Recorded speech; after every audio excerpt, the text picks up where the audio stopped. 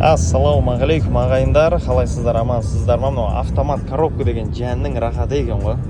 Жәннің рахаты екен ғой автомат коробка. Трассада да ше. Екі аяғың боз. Тек қана мына сол қолыңмен ұстап аласың. Круиз контрольге қойып қоясың. 120-110 сатып аласың да болды ғой. Оның өзінде де тормоз газды баспайсың ғой. Мынамен азайта бересің ғой.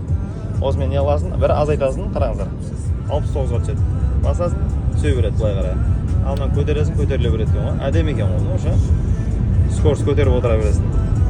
Чөткі екен. Жанында адамдар ұйықтай береді. Қазақстан табиғат зор да бәрі. Міне келіп жатыр мысалға. Жанында машина келіп жатыр. Бәсеңдете бересің. Одан кейін, мына шығып алғаннан кейін қоса береді екенсің, общем. 60-70. Әдемі екен. Үстеп кете береді екенсің, общем. Анау дистроингпен болса тіптен жақсы. Мына полоса бар емес пе? Полосаны оқып кете береді да. Бір полосада кете береді былай қарай. Бізден чисто круиз контроль. Әдемі. Ана механикада Түркістанға келіп, ең көп баратын жерім Түркістан ғой, 2 сағаттық жол.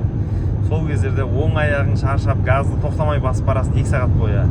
Цепление басып отырасың, ана машиналардан обгон жасаған сайын цепление басып Түркістанға барамын дегенше шаршап кететініміз ғой, бұрында ше.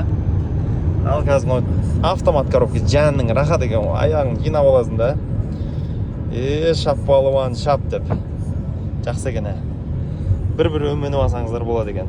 Автомат коробка, круиз контроль чёткі екен шыны керек бар емес пе? Кім шығарса да атасына рахмет кәдімгі круиз контроль шығарған атасына. Демалып бара бересің бір жақсы жері. Әдемі екен.